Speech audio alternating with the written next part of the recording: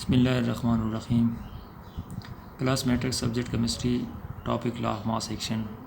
In 1964, C.M. Goldberg and P.H. proposed the law of mass action. Studies the rate at which substance is proportional to its active mass, and the rate of chemical reaction is proportional to the product of the active mass of the reactant substances. 1964 में C.M. Goldberg and P.H. ने ये propose किया law of mass action. एक chemical reversible reaction है, इसमें active mass जो है वो directly proportional to the molar concentration of the reactant और प्रोडक्ट्स। और उन्होंने फिर एक जनरल एग्जांपल के ज़रिए हम एक्सप्लेन किया हुआ है। फॉर एग्जांपल जहाँ पे हमारे पास ए और बी है, ये रिएक्टेंट है, उन्होंने रिएक्शन करके फॉरवर्ड में कन्वर्ट होके सी और डी बनाए। यही रिएक्शन सी और डी रिवर्स होके ए और बी में कन्वर्ट हुआ। तो हम यही रिवर्सिबल रिएक्शन प्रीवियस लेक्चर में हमने डिटेल में यही बताया हुआ है कि रिवर्सिबल रिएक्शन वो रिएक्शन है जो आगे भी जाए और रिवर्स में भी आ जाए। तो लॉ ऑफ मास एक्शन इस चीज़ को एक्सप्लेन कर रहा है कि इस पॉइंट पे एक ऐसा ही पॉइंट आता है इस रिएक्शन में, इसको हम कह सकते हैं इक्विलिब्रियम पॉइंट्स। कि रेट ऑफ फॉरवर्ड और रिवर्स दोनों की स्पीड इक्वल हो जाता है और अपोजिट डायरेक्शन में हरकत करते हैं। तो इस वजह से हम कह सकते हैं कि इसको इक्विलिब्रियम पॉइंट कह सकते हैं, इक्विलिब्रियम स्टेट कह सकते हैं। अब देखिए हम इस ए और बी, सी और डी को जनरली हम इसको किस तरह रिप्रेजेंट कर सकते हैं कि मोल पर डीम क्यूब और स्क्वायर ब्रैकेट के ज़रिए। कि इस कंसंट्रेशन ऑफ द ए जो है वो square bracket of the A, concentration of the B हम रिप्रेजेंट कर सकते हैं स्क्वायर ब्रैकेट ऑफ बी, और कंसंट्रेशन ऑफ सी हम रिप्रेजेंट कर सकते हैं स्क्वायर ब्रैकेट ऑफ सी, और हम कह सकते हैं कि concentration of the D square bracket of the D, और एक्टिव मासेस और मोल पर डीम क्यूब भी इसको कह सकते हैं। अब देखिए हम इस दोनों ही रिएक्शन फॉरवर्ड रिवर्स को किस तरह एक्सप्लेन कर सकते हैं according to law of mass action को। सबसे पहले हम रेट ऑफ फॉरवर्ड रिएक्शन की बात करते हैं। रेट ऑफ फॉरवर्ड रिएक्शन को देखिए आप, रेट ऑफ फॉरवर्ड रिएक्शंस और R F is directly proportional to the A and B. ये देखिए हमारे पास आर एफ है, ये direct proportional to the A और बी के है।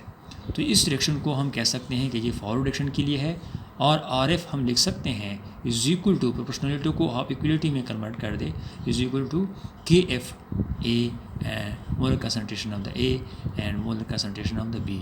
ये एक इक्वेशन नंबर 1 बन गया जो फॉरवर्ड रिएक्शन के लिए है।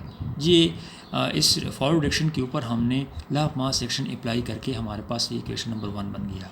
और F is equal to K F molar concentration of the A and molar concentration of the B. Similarly यही रिएक्शन जो रिवर्स वाला है हम रिवर्स रिएक्शन के ऊपर अप्लाई कर सकते हैं। देखिए R is directly proportional to the molar concentration of the C and molar concentration of the D। यानी इसी ही रिएक्शन को जो रिवर्स वाला है हम C and D लिख सकते हैं कि मोल पर डीम क्यूब्स और mole per dm cube of C and mole per dm cube of D। तो यही इसको हम लिख सकते हैं R and R is equal to K R molar concentration of the C and molar concentration हमारे पास D है। तो ये क्वेश्चन नंबर 2 बन गया जो रिवर्स रिएक्शन के लिए है, क्योंकि हम ऑलरेडी पढ़ चुके हैं कि हमारे पास यहाँ पे rate of forward and rate of reverse दोनों ही डायरेक्टली प्रोपोर्शनल है। देखिए इसमें डायरेक्ट प्रोपोर्शनल है और यहाँ पे भी डायरेक्ट प्रोपोर्शनल है, क्योंकि हमारे पास rate of forward and reverse reaction of the reactant and products is directly proportional to the active masses और molar concentration of the reactant and products. तो ये एक इक्वेशन 1 भी बन गया और 2 भी बन गया। तो इसी ही रिएक्शन को हम लिख सकते हैं कि यहाँ पे देखिए इक्वेशन नंबर 1 और 2 दोनों को आप इक्विलिब्रियम पॉइंट पे लाएं। K F proportionality constant for forward and K R proportionality constant for reverse reaction है। अब देखिए एट इक्विलिब्रियम स्टेट यानी वो रिएक्शन, यही जनरल रिएक्शन जो ए बी और सी और डी जो फॉरवर्ड रिवर्स में दोनों ही डायरेक्शन में जा सकता है, यही रिएक्शन ऐसे ही रिएक्शन है रिवर्सिबल रिएक्शन जो हमारे पास इक्विलिब्रियम पॉइंट इसमें ज़रूर आता है, इक्विलिब्रियम स्टेट ज़रूर आता है। तो देखिए the rate of forward reaction is equal to the rate of reverse reaction, यानी equation number 1 is equal to equation number 2। अब देखिए K F molar concentration of the A and molar concentration of the B is equal to K R and molar concentration of the C and molar concentration of the D. दोनों equation 1 और 2 दोनों एक side से दूसरी side से हमारे पास क्या है, इक्वल है, वो साइड आर इक्वल। तो हमारे पास क्या है, के एफ और के आर पे डिवाइड कर दे और इस ए और बी को उस साइड पे लेके जाए, राइट हैंड साइड पे, तो molar concentration of the C and molar concentration of the D divided by the molar concentration of the A and molar concentration of the D. तो इसको हम अनदर फॉर्म में भी लिख सकते हैं, वेयर के सी, इस के एफ और के आर को दोनों जो हमारे पास कांस्टेंट है एक अनदर कांस्टेंट के बराबर हम लिख सकते हैं, जिसको हम के सी कह सकते हैं, क्योंकि के एफ फॉर फॉरवर्ड, के आर फॉर रिवर्स है, दोनों कांस्टेंट है प्रोपोर्शनल कांस्टेंट, इसको अनदर कांस्टेंट के बराबर ले सकते हैं, जिसको हम के सी कह सकते हैं, और इक्विलिब्रियम कांस्टेंट इसको हम कह सकते हैं। अब देखिए हमारे पास क्या चीज़ है, हमारे पास यहाँ पे के सी बन गया is equal to molar concentration of the C or molar concentration of the D divided by the molar concentration of the A and molar concentration of the B। इसको हम कह सकते हैं कि ये हमारे पास क्या चीज़ है, लॉ ऑफ मास एक्शन, जो हम फॉरवर्ड और रिवर्स एक्शन और इज इक्वल टू, इसको हम लिख सकते हैं K C is equal to product divided by reactants, क्योंकि सी और डी हमारे पास क्या है, प्रोडक्ट है, और ए और बी हमने रेक्टेंट लिया था, ये रेक्टेंट है, तो product divided by reactant is equal to हमारे पास के सी, एक अंदर फॉर्म में आप लिख सकते हैं। इसको हम कह सकते हैं कि ये हमारे पास लॉ ऑफ मास एक्शन है। अब यही एग्जांपल, यही डिराइवेशन एक्सप्रेशन हम अनदर फॉर्म में भी डिटेल कर सकते हैं कि सेकंड यही टॉपिक है, इसको थोड़ा सा एक्सप्लेन किया हुआ है कि derivation of expression for equilibrium constant for general reaction, वही जनरल रिएक्शन है, लेकिन सिंपली वहाँ पे सिर्फ ए ही था और बी, यहाँ पे कोफिशिएंट है ए और बी, बी की कोफिशिएंट बी है, ए की कोफिशिएंट ए है, सी की कोफिशिएंट सी है और डी की कोफिशिएंट हमारे पास स्मॉल डी है। तो हम इसको कह सकते हैं स्मॉल ए, स्मॉल बी, स्मॉल सी और स्मॉल डी, ये सारे कोफिशिएंट है, और यहाँ पे हमारे पास ए, कैपिटल बी, कैपिटल सी और कैपिटल डी जो हमारे पास है, ये एक्टिव मासेस है, मोलर कंसंट्रेशन है, मोल पर डीम क्यूब है, को रिप्रेजेंट कर रहे हैं। तो हम यही law of mass action another form में भी एक्सप्लेन कर सकते हैं। जी, इसको हम किस तरह एक्सप्लेन कर सकते हैं, यहाँ पे आप देखें, the rate of chemical reaction, यानी केमिकल रिएक्शन की जो रेट है, जो स्पीड है, इज़ डायरेक्टली प्रोपोर्शनल है to the product of the molar concentration of its reactants raised to the power equal to their number of moles in their balanced chemical equation of the reactions। यानी एक chemical equation है जो reversible है, इसकी जो power है, इसकी जो हमारे पास कोफिशिएंट है, इसकी अददी सर जो है, उसको आप क्या करें, उसको आप कन्वर्ट कर दे पावर में, इसको कन्वर्ट कर दे आप किसी में पावर में, इसको another form of the law of mass action कह सकते हैं। अब देखिए यहाँ पे हमारे पास क्या चीज़ है, ए और बी रिएक्टेंट है, यहाँ पे देखिए हमारे पास ए और बी रिएक्टेंट है, और उसकी जो मोल है ए स्मॉल बी के नंबर ऑफ मोल है। तो आप वही law of mass action apply करें, rate of forward action is direct proportional to the molar concentration of the A, where इसका पावर जो है ए है, स्मॉल ए है, molar concentration of the B, और इस बी का जो पावर है वो स्मॉल बी है, यानी इसकी जो हमारे पास यहाँ पे अददी सर है उसका पावर बन गया, और यहाँ पे बी भी हमारे पास अददी सर है, कोफिशिएंट है, उसको पावर में कन्वर्ट कर दे। तो वही लॉ ऑफ मास एक्शन है, सिर्फ कोफिशिएंट है, जो बैलेंस केमिकल इक्वेशन की जो कोफिशिएंट है उससे आप पावर बनाएं, यानी rate of forward action is direct proportional to concentration of the A, concentration of the B raise to the power. देखिए इसका जो पावर को आपने रेज कर दिया, इसके कोफिशिएंट को आपने रेज कर दिया, उससे पावर बना दिया, तो हम कह सकते हैं यहाँ पे R F is equal to K F molar concentration of the A और power A, molar concentration of the B power B. तो यहाँ पे हमारे पास यही पावर जो बन गया, तो के एफ वही rate constant for forward action है, के एफ रेट कांस्टेंट है या प्रोपोर्शनलिटी कांस्टेंट है फॉर फॉरवर्ड एक्शन है। सिमिलरली आप अनदर फॉर्म जो रिवर्स रिएक्शन के लिए है, तो similarly for reverse reaction R N R is directly proportional to the molar concentration of the C raised power, molar concentration of D raised powers.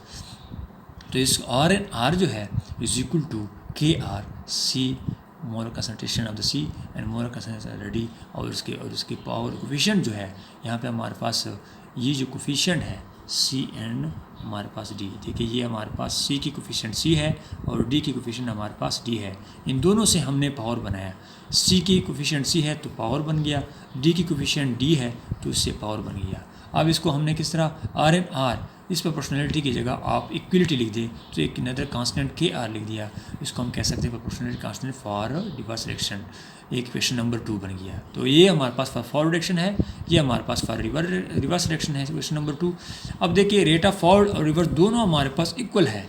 जब हमारे पास chemical equilibrium point पे आता है तो दोनों के R F is equal to R N R. जब दोनों इक्विलिब्रियम पॉइंट पे आ जाता है तो हम कह सकते हैं कि इसको दोनों इक्विलिब्रियम पॉइंट में K F molar concentration of the A, molar concentration of the B is equal to K R molar concentration of the C and molar concentration of the D. ये दोनों को हम इक्वेशन नंबर 1 और 2 दोनों को हमने equilibrium point पे लाया। इक्विलिब्रियम पॉइंट पे लाने के बाद हम इसको किस तरह एक्सप्लेन कर सकते हैं? देखिए, इसको हमने बराबर ले लिया के एफ और K R is equal to C molar concentration of the C and molar concentration of the D divided by molar concentration of the A and molar concentration of the B. अब देखिए के सी के बराबर हमने ले लिया, यही के एफ और के आर जो है इसको हमने यहाँ पे बराबर ले लिया, किसी के सी के बराबर ले लिया, क्योंकि हमारे पास के एफ और के आर वही लॉ ऑफ मास एक्शन के मुताबिक constant divided by constant is equal to another constant, जिसको हम इक्विलिब्रियम कांस्टेंट कह सकते हैं। यानी K C is equal to K F divided by K R. K F K R की जगह आपने के सी पुट कर दिया तो हमारे पास के सी इज इक्वल टू इसके बराबर आ गया। इसको हम कैसे इक्विलिब्रियम कांस्टेंट कह सकते हैं। अब देखिए हमारे पास बन गया प्रोडक्ट डिवाइडेड बाई रेक्टेंट, वही प्रोडक्ट डिवाइडेड बाई हमारे पास रेक्टेंट बन गया। एक्सप्लेनेशंस विद एग्जांपल्स, आप एग्जांपल के ज़रिए इस चीज़ को एक्सप्लेन कर सकते हैं। किस तरह एक्सप्लेन कर सकते हैं? आप इसी ही को एक्सप्लेन कर सकते हैं विद एग्जांपल। फॉर एग्जांपल आपके पास एक नाइट्रोजन है, उसने रिएक्शन किया ऑक्सीजन के साथ, वो कन्वर्ट हुआ NO में।